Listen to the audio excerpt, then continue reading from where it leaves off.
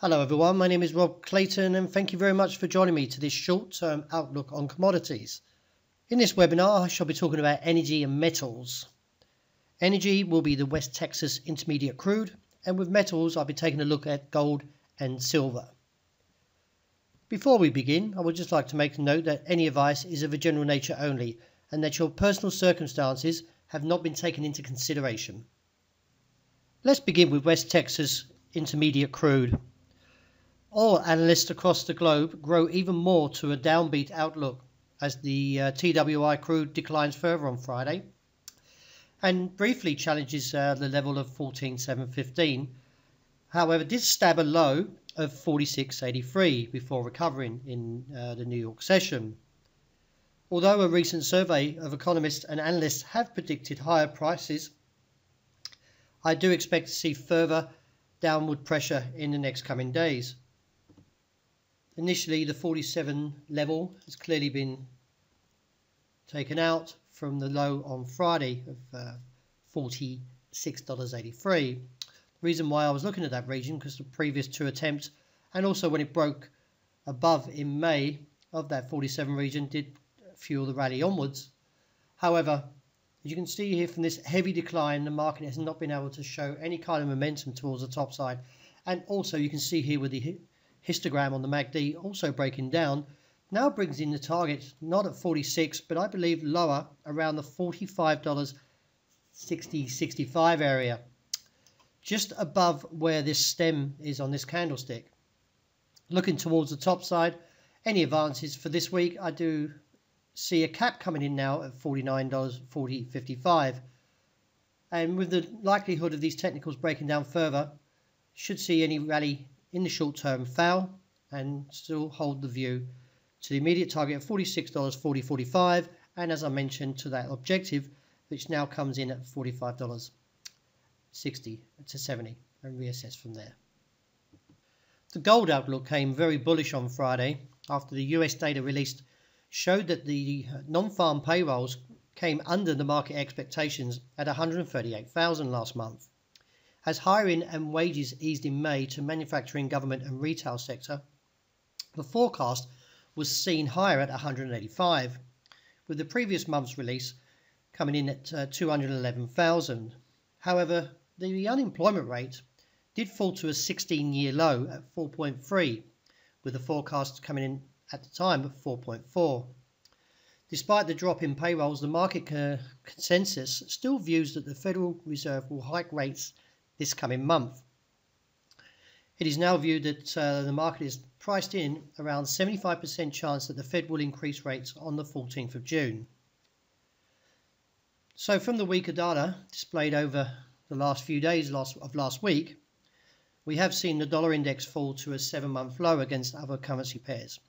So the questions now arise to whether gold and silver has reached potential tops after reaching a 6-week high today at 1,281 and just nearly trading there at this moment, and with silver trading at $17.52 at a high seen at 57, just under the resistance at 60.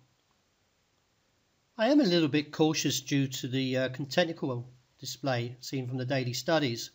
It is concerning that the pattern in front of us does appear to be forming to a potential bear phase. Reason behind that is the fact that the stochastic is clearly in overbought territory, and we do need to see at least unwind for a day or two from this recent uptrend that we've had since the low of around 1,212. Although my target at the moment, and also mentioned in the report, comes in around 1,282 to 85, we could see a stretch towards the top side, or more like a stab action that we can see here, towards 1,294. However, I am holding the view that this is the last leg to the upside before seeing a turnaround. So for those that are trading from a bullish stance, please keep your stop losses in accordance to where support levels may fail to hold. So if we do see a rejection from either 85 towards 94, then the immediate support now comes in at 12.76. It would need to take a break of 1268 to get further momentum to the downside and look at the 1257 to 58 target, which, if you can see, comes in around where these stems are over the last 5 days. Clearly a support region, and if challenged, we would need to assess from there. But you can see that how this level plays out right back through the last few weeks, that the demand and the bulls are defending this region around 58. So if we do see a rejection, we could see a short-term recovery from that region. Let's take a look at silver now. As you can see, this market does trade rather technically. First of all, since this peak of around $18.50, we got in a very strong downtrend. The ADX indicator clearly supported that, and also you can see the market did fall into an oversold region and for quite some time before eventually picking up. And you can see here a little bit of divergence as the market is coming down, and we got a break above the zero, which in terms saw this rally, a short-term pullback, and then continued on, another pullback, and now from Friday's advance looks towards a resistance at $17.60, which I highlighted in the report. Seeing a high today of $17.57, I am coming rather concerned to the fact that the market is extremely now struggling to rally on, and anywhere from $17.60 towards $17.85.90 could be seen as a potential cap. Now, we have seen over the last few days some consolidation towards that first resistance that's been broken now at $17.45. But now with the bulls grasping the top side, purely from the back of gold's momentum, is that I'm not getting very comfortable, as I mentioned, in terms of holding long positions, as I feel that the market is not too far away from either rejecting 16 to 85.90, and I see this as a potential sell zone or supply, and looking for a pullback to the immediate target of $17.25, and then towards this base around $16.95, which could show a short-term recovery. So just to wrap up,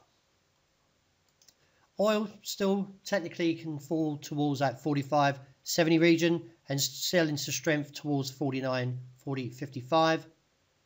I expect to see gold eventually fail towards the top side, but bringing in a target around 85 to 94 as a supply zone, and then see a fallback to 76 and possibly down towards the region of 57 to 58. And silver, I'm not in a view of seeing this bull run much longer, and should fail towards $17.60 to $17.85.90, and then plummet towards the region of $16.25 to $16.95 and unwind these overbought technicals. So that wraps up my intraday webinar. Thank you very much for joining me.